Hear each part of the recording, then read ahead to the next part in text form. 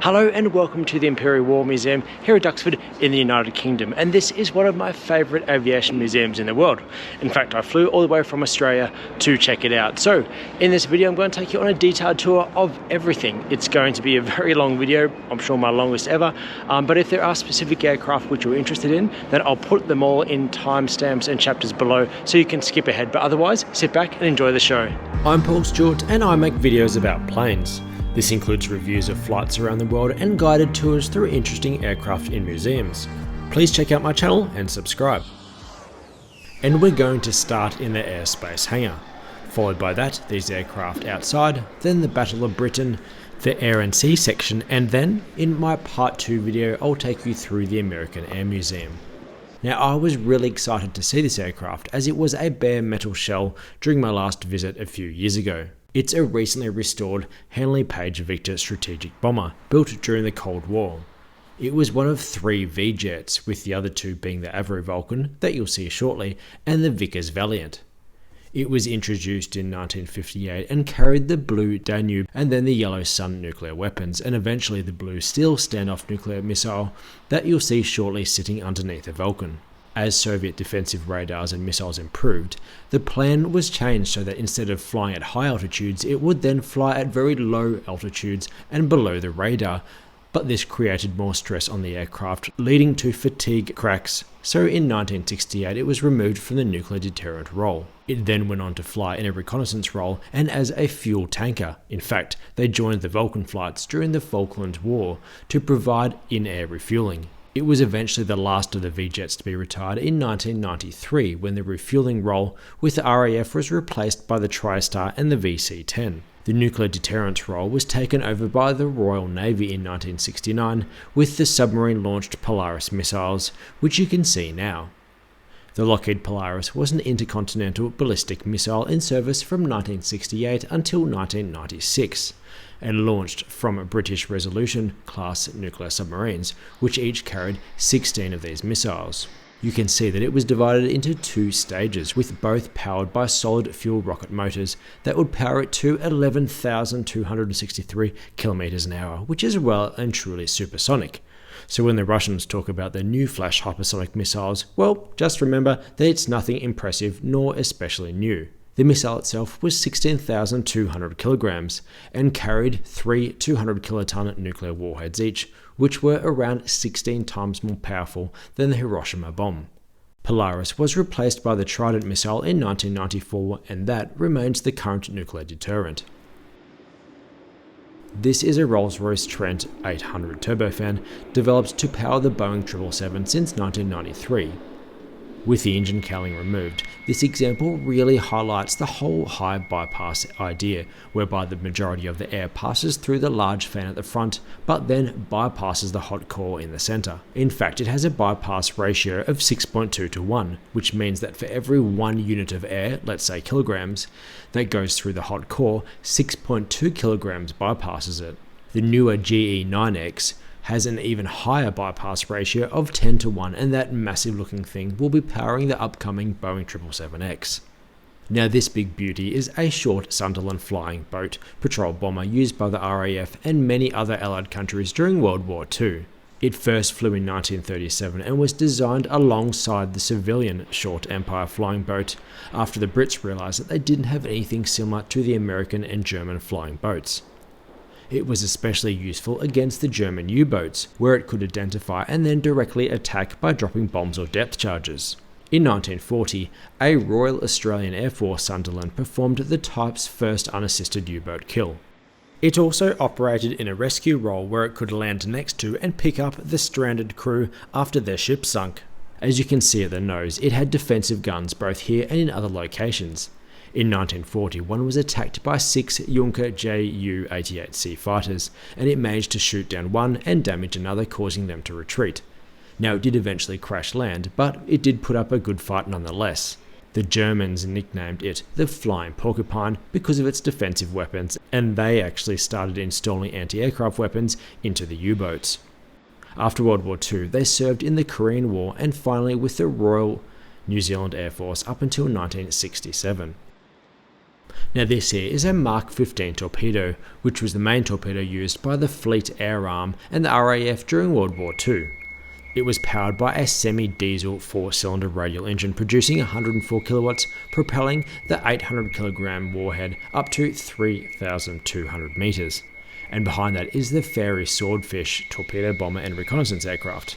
It was these aircraft that brought an end to the era of the battleship, well, in the Atlantic at least, as Swordfishes from the HMS Ark Royal launched these torpedoes, disabling the German battleship Bismarck, which eventually sunk.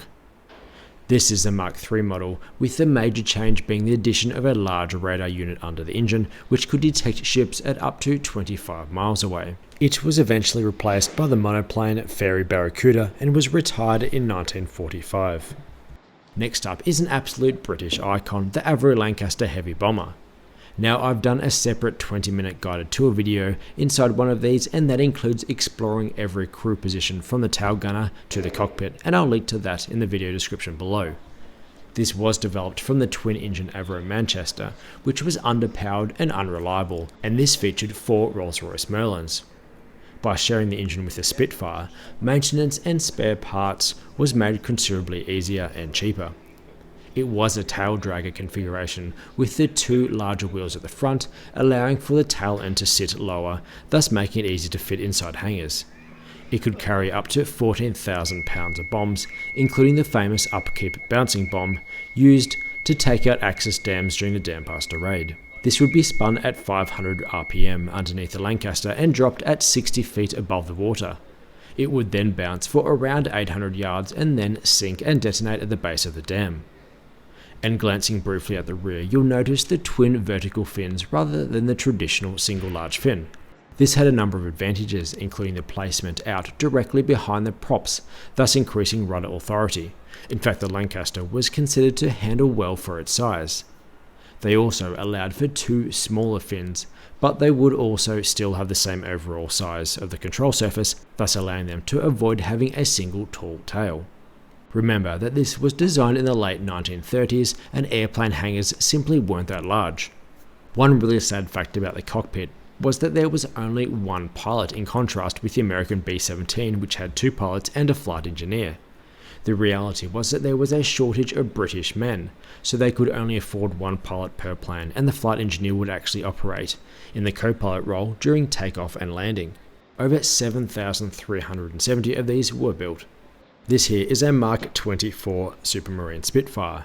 In fact, it was the last variant, and this specific aircraft was built in 1947, well after World War II had finished. Instead of the Merlin, this had a 36.9 litre Rolls-Royce Griffon engine, producing nearly double the power of the Mark I engine.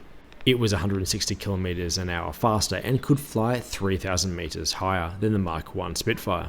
It had a larger 5-blade prop, a modified wing, and a larger tail fin to help counteract the incredible power. Only 80 of the Mark 24s were built, and this actual aircraft served in the Royal Hong Kong Defence Force until 1955. Only 11 years after the Lancaster's first flight, Avro launched the Vulcan bomber to face the new threat of the Soviet Union. It's incredible to look at the massive advances in aircraft design in just a single decade. The huge delta wing was a completely different design to the Lancaster, as were the jet engines. The 4 Olympus turbojets, which were modified and went on to be used in the TSR-2 and the Concorde programs you'll see shortly, made this incredible howling sound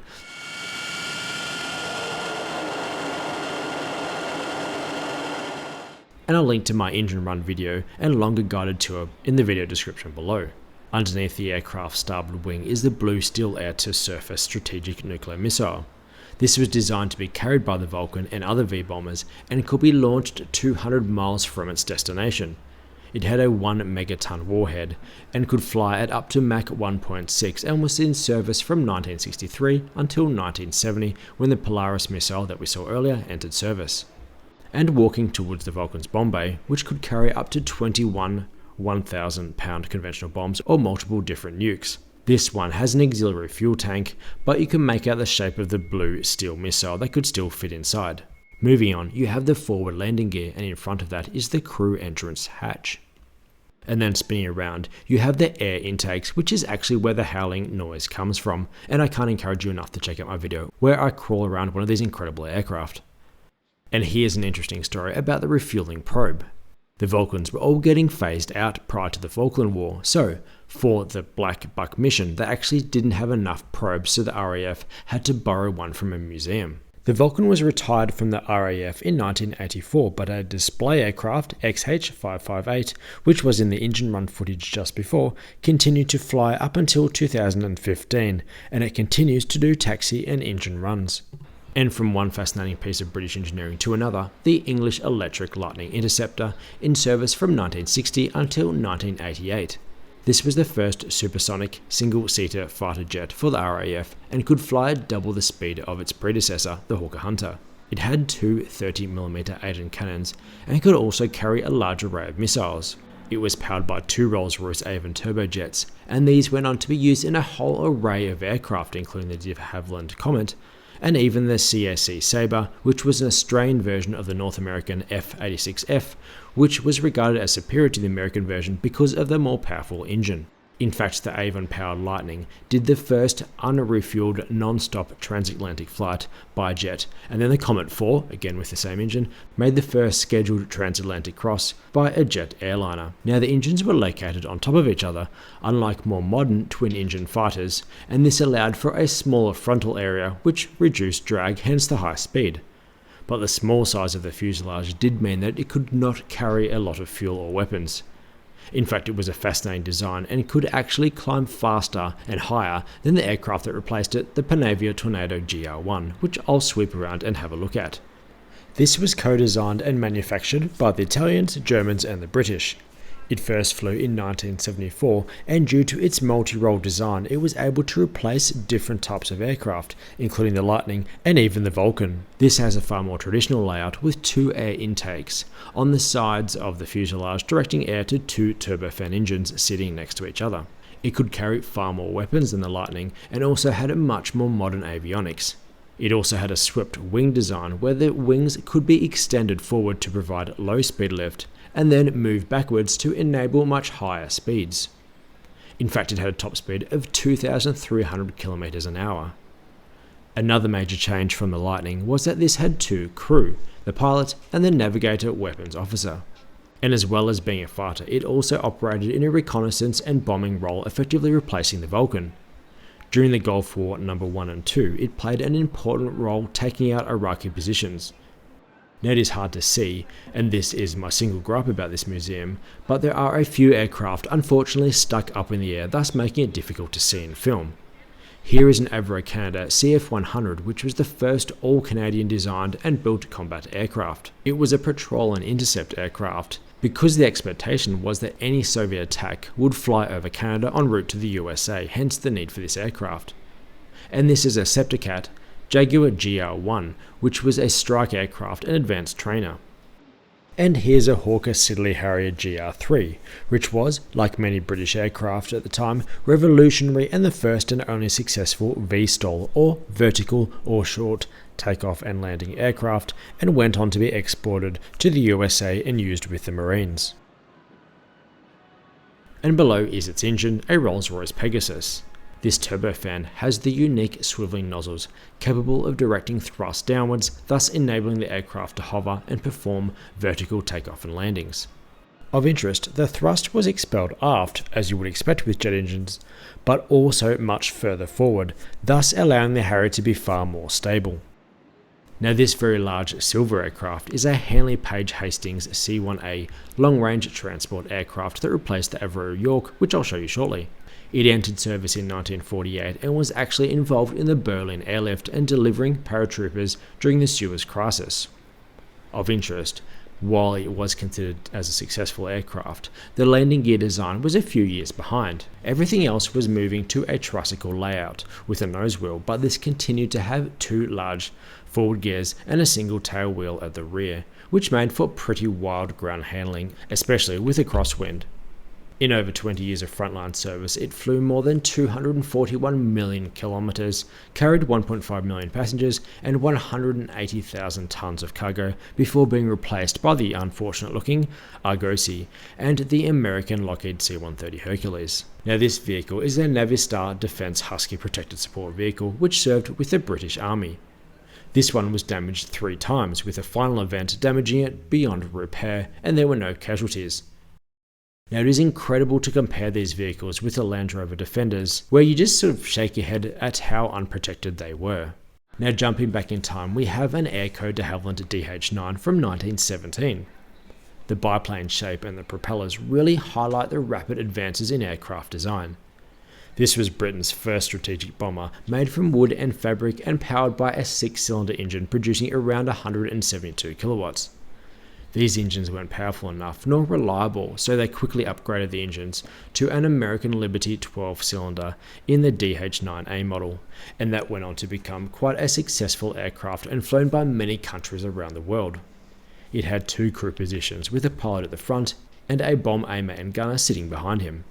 It really is a primitive design, although perfectly normal for that era, as we see the cables that directly attach to the control surfaces make their way into the controls within the cockpit. Jumping back to the front again, we continue the tour with this beautiful de Havilland Comet 4 jet airliner. This was a significantly upgraded version of the original Comet that was the first jet airliner. Sadly being the first, they had no idea about metal fatigue, leading to multiple crashes. Now I know that many of you will comment about the square windows, but that wasn't the specific problem, nor was replacing them with round windows the simple fix. In fact, the Cohen report mentioned a failure in the ADF antenna cutout windows positioned above the cockpit rather than the passenger windows. In fact, the passenger windows were not considered as a cause of any accidents, nor even a contributing factor. And don't worry if this is dramatic news, as I also thought the square windows were the problem, so I guess you learn something new every day, and this goes to show how much incorrect information is repeated on the internet. But otherwise, this was a fascinating aircraft and had many other unique design features, including installing the 4 turbojet engines into the wing, which looked great and reduced drag, but also made maintenance problematic. They also had to put heavy armour around the engines just in case of an uncontained engine explosion, which would be a bigger problem inside the wing rather than on a pod underneath the wing. And while the Comet 4 was powered by more powerful Rolls-Royce Avons, the original Ghost engines were literally half as powerful, and they initially planned to use J-2 rockets to help take off, but then they later realised that they wouldn't be needed. Now this object here is a Virgin Atlantic Flyer hot air balloon capsule, which Branson and Lindstrand used to cross the Atlantic Ocean in 1987. It was pressurized, thus enabling it to fly at 20,000 feet, gaining access to strong jet streams. And as we walk past the wing-mounted fuel tank, I'll mention that a few of the aircraft featured now, including the Comet 4, have separate and more detailed videos where I get into the cockpit, and I'll link to them in the video description below. Moving on, and we see the Avro York, which I made a brief mention of earlier because it was a predecessor to the Hastings transporter. This was actually designed at the same time as the Lancaster bomber and shared the same Rolls-Royce Merlin engines, wing and undercarriage, but the fuselage, which we'll walk through shortly, had it double the volume. As with the Lancaster, by moving the main landing gear to underneath the inboard engines, they free up space for the fuselage to be dedicated to either bombs or storage space. And here's the beautiful 27-litre Merlin V12s producing 1,280 horsepower attached to constant speed 3-bladed props. These propelled it up to 479 km an hour with a range of around 4,300 km. 258 of these were built, and they came as either freighters, passenger carrying, or as a combination of both. Here we are entering the fuselage, which is considerably larger than the Lancaster. In fact, and I don't want to do too much cross-promotion, but it's still relevant, check out my tour inside the Lancaster in Perth, Australia for an interesting comparison. It really is a much larger aircraft inside. Here we are inside the Lancaster, first having a look forward towards the cockpit before turning around and looking at the tail gunner's position. It really is not an especially wide aircraft, especially for a heavy bomber. And here we are back in the Avro York, and we'll continue the tour of Duxford. And moving right towards the front, we find the cockpit with the 4 crew, the 2 pilots, a navigator and a radio operator. And spinning back around, we start the walk out and leave it via the aft door. This specific aircraft was delivered to the RAF in 1946 and took part in the Berlin airlift. In 1954 it was sold to Dan Air, before eventually being retired in 1964. During its time as a freighter, it flew the equivalent of 99 times around the world, which really is incredible. Now, one thing I want to point out as we quickly have a look at the tail is the major change from the Lancaster. You may recall that the bomber had 2 fins, but this actually has 3. The York prototype only had 2, but the increased fuselage side area forward of the wing when compared to Lancaster meant that a 3rd central fin had to be added to provide control and directional stability. And jumping a few decades into the future, we have the BAC TSR2 prototype. This fascinating aircraft sadly never made it into production and was killed off by a political decision, but we're really fortunate to see this one in the metal because apparently it was meant to have been destroyed as per the agreement for the aircraft, the F1-11, that the government ordered, powered by the same engines as the Vulcan, albeit with reheaters or afterburners attached. This aircraft was designed to be a Cold War strike and reconnaissance aircraft. It was initially designed to be a high-altitude supersonic jet, but as we know, the Soviet defense systems were better than we thought, so its role was changed to a low-speed infiltration aircraft that could fly underneath radars and drop nuclear weapons. It had an extremely sturdy undercarriage because it was designed to take off from rough runways or even grass, because they feared that the enemy may destroy the runway before they even got airborne. The Vulcan, for comparison's sake, had quite small wheels and would require a well-maintained runway, otherwise it would be effectively grounded. It also had very unique blown flaps where air was bled from the engines and blown over the flaps through this gap here to help low speed lift. Again, a big part of this aircraft was that it could take off easily in a short distance and or from poorly maintained runways. There's only 2 of these left in the world, with the other being at the RAF Cosford, so we're really lucky to have this fascinating design on display for us to enjoy. And looking at those exhausts of the Olympus turbojets, we've got the Concorde 101 prototype, which has the same engines. Directly above you, there are black sections of the wing, with Roman numerals, and these were to test the de-icing systems. There were onboard cameras angled at this section, so the crew on board could monitor, and the black paint would make the ice stand out more. Now a tangent, which will be brief because it's stuck up on the roof, and I do hope to do a proper detailed video of this aircraft type in the future. It's the English electric Canberra bomber. This fascinating aircraft was a first generation high altitude jet bomber that replaced the de Havilland Mosquito, which you'll see shortly, and the Lancaster. It had an especially high surface ceiling of 48,000 feet and was capable of carrying a whole range of nuclear and conventional weapons. The USAF also used these for reconnaissance flights until their arrival of the Lockheed U-2, which could fly even higher. 900 of these were built in the UK, while more were built in Australia and the USA under license. And here we are looking back at the Concorde's very impressive Rolls-Royce Olympus turbojet engines.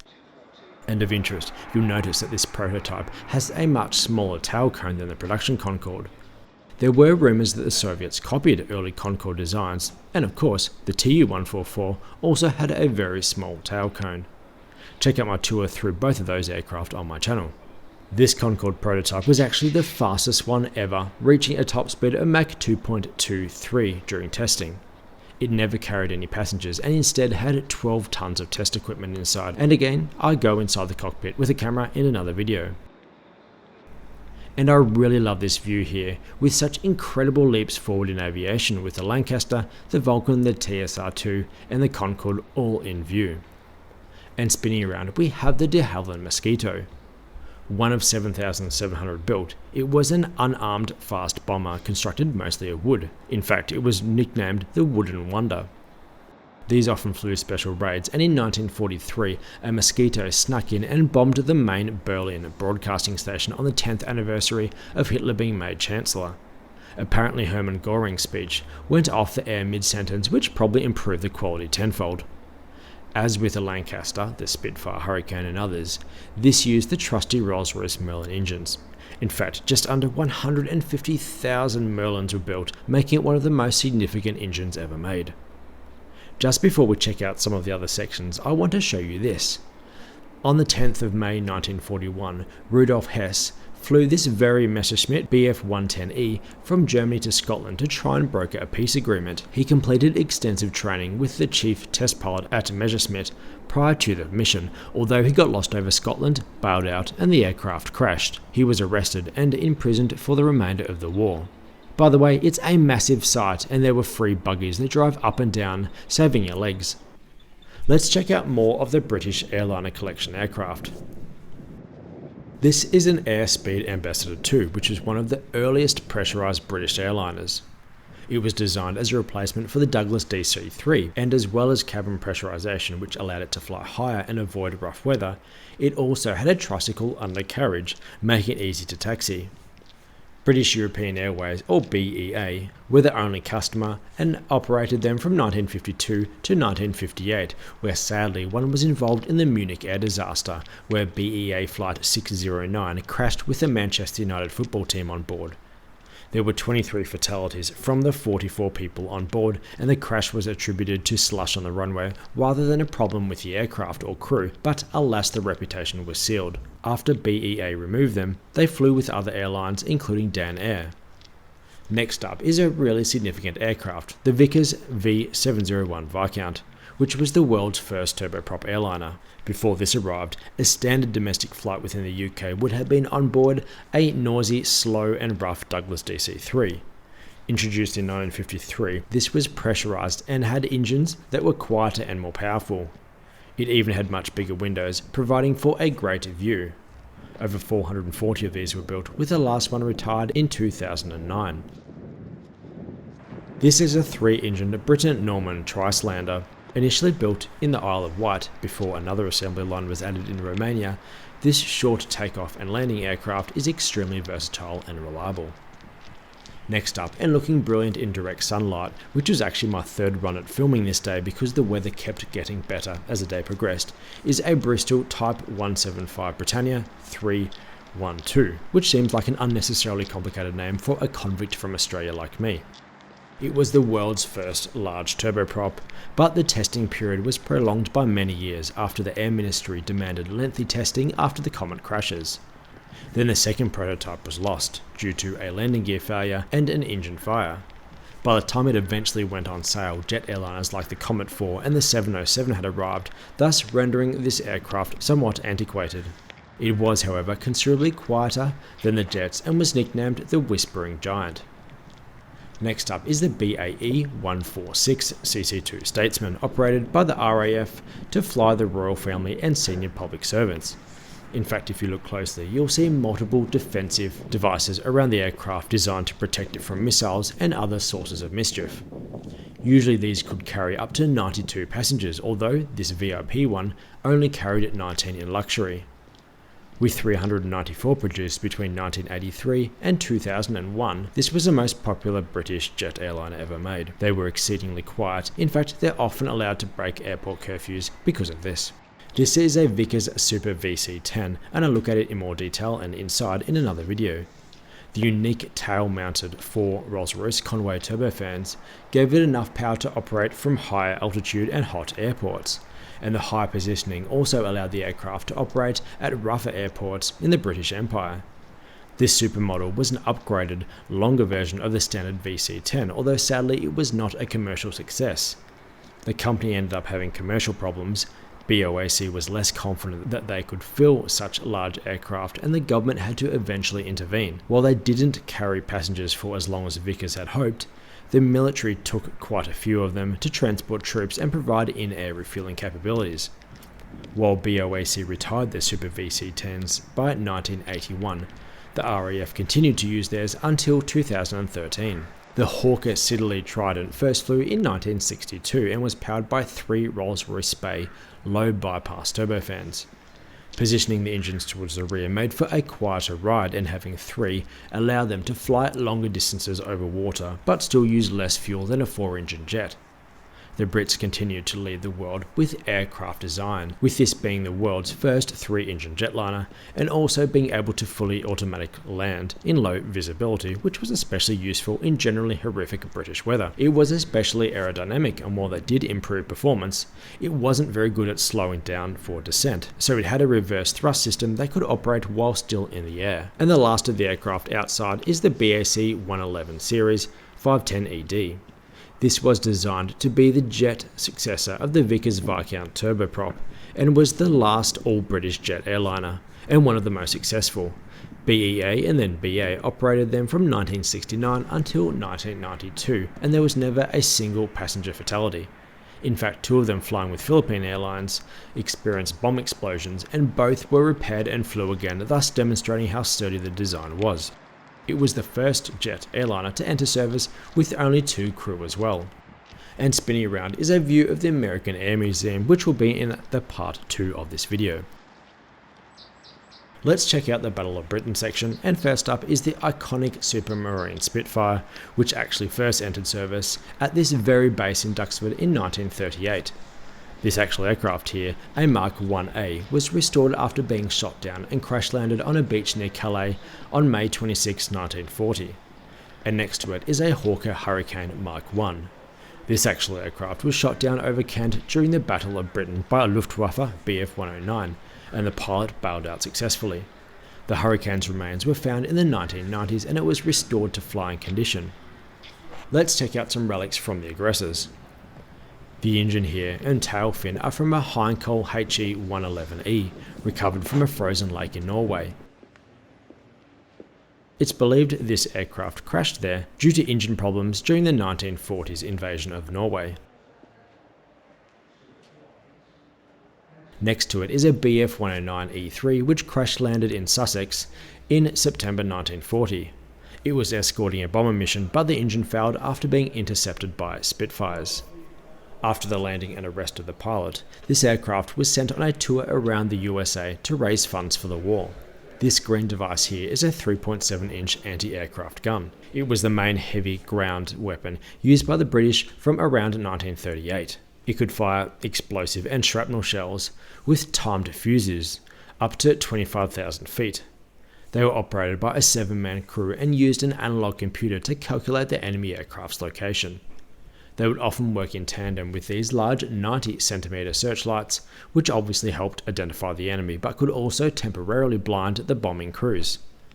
And in just a few short years, the first British jet fighter arrived, the Gloster Meteor. This was the only Allied jet to see service during World War II, although it was slower and less heavily armed than the German Messerschmitt Me-262, so its role was limited. This F8 model was powered by 2 Rolls-Royce Derwent 8 turbojets, producing 3,600 pounds each, and it had a Martin Baker ejection seat, which earlier Meteors didn't have, leading to quite a high death count. It went on to serve with other airlines, including the Royal Australian Air Force in the Korean War. Then jumping back several decades, we have a Bristol F2B fighter. It was made of wood and covered in hardened fabric, and a crew of 2 with a pilot and an observer, each with their own gun. It had a max speed of 113 miles per hour and used successfully from 1917 on the Western Front and defended against German bombing attacks. Now this, of course, was the German V1 flying bomb.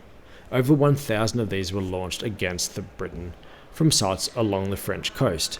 They had a range of up to 160 miles and powered by an Argus pulse jet engine, which gave it the characteristic buzzing sound.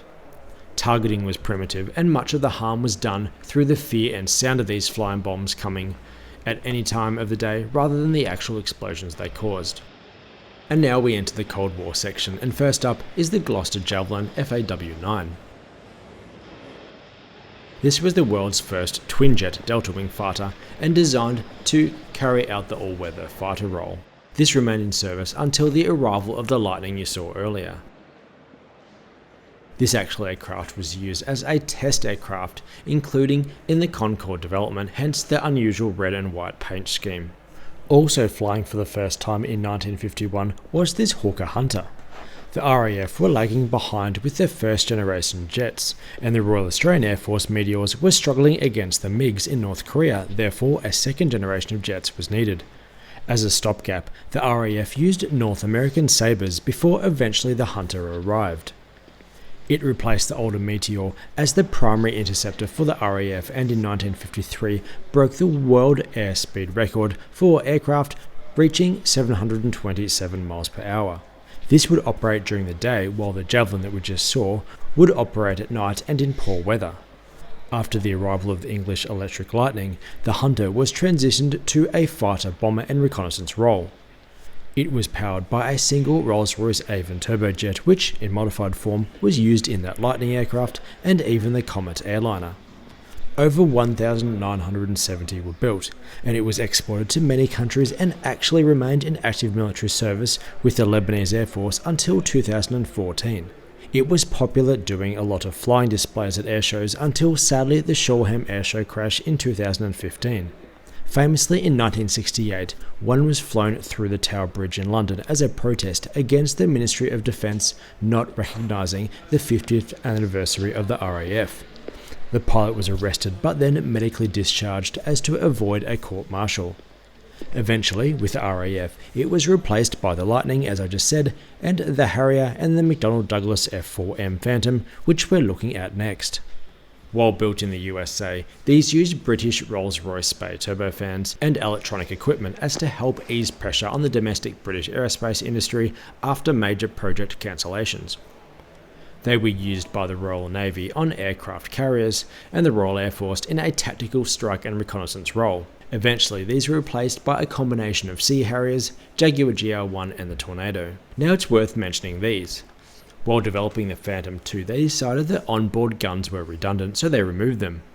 As so happens, this was a mistake, so they quickly created an attachable pod with an M61 Vulcan 6-barreled rotary cannon capable of firing 6,000 rounds a minute.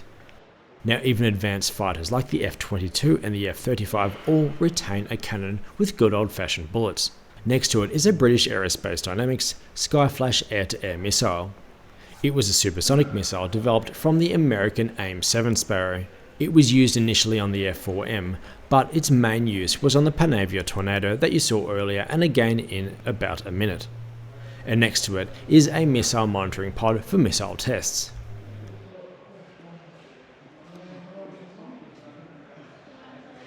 Moving on, we have a Soviet MiG-21, of which over 10,000 were made in Russia. There were licensed copies in Czechoslovakia and India, and not under license in China, where they just stole the designs. It was small and light, thus only needing a single engine to double the speed of sound, but because of its size, it had minimal room for fuel and radar equipment.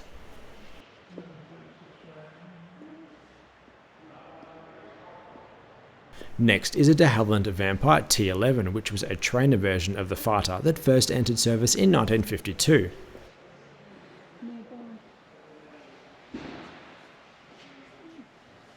Spinning around, and we have another Panavia Tornado GR4, which was the midlife upgrade of the GR1 and completed in 2003. With a pilot and a weapons system officer, this was used for intelligence gathering, close air support, and air-to-ground attack. This specific aircraft was deployed in Afghanistan between 2011 and 2014. It enforced the no-fly zone in Libya in 2011 and was more recently involved in anti-ISIS operations in the Middle East. These were all eventually replaced by the F-35 Lightning II and Eurofighter Typhoon, which you'll see shortly.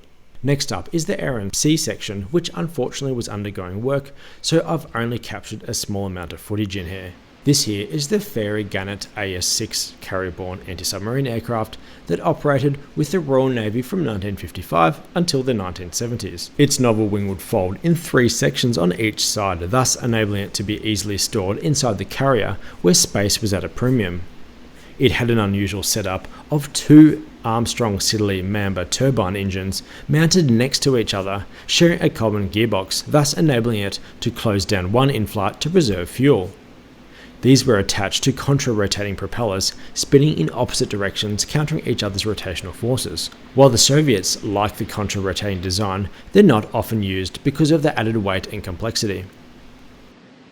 There was a lot of random stuff in here which was difficult to film, and in the distance was the Eurofighter Typhoon. These entered operational service with the RAF in 2006 and were initially designed to be supersonic interceptor fighters, but they have also been developed into a multi-role aircraft. This actual Typhoon was one of 7 test aircraft used during the development program, and as you can see here, it has been stripped of a lot of the parts. Unlike the Tornado with its variable sweep wing design, this has a fixed delta wing which works well at high speed but less so at low speed. So to help provide low speed lift, it has these canards at the front which also adjust their angle and can help with the maneuverability as well. These are a lot simpler and lighter than the variable swing wings. Now I'll mention 2 more areas. First, the land warfare section, which has an amazing collection of tanks and artillery, but I'm more of a plane guy, so I didn't know much about what was going on in here. Now, I really enjoyed the engineering and history behind all of these aircraft, but it's also important to remember the human cost. As I flew across the English Channel and into and around Heathrow, I'd often imagine what it would be like having this very same view as a 19-year-old kid flying a Lancaster, a Spitfire or a Messerschmitt, never knowing if that moment in time could well be your last. I get nervous around turbulence, so imagine the mental anguish that they would have had experienced during those dark years last century. And finally, here is the American Air Museum, which is brilliant and features an incredible range of aircraft, and that will be in a separate 20-minute video. I hope you enjoyed this video and it whets your appetite to come and visit this brilliant museum just a short drive north of London. Please check out my channel for many other videos, including more specific tours inside the Comet 4 and Concorde cockpits. Thanks very much for watching.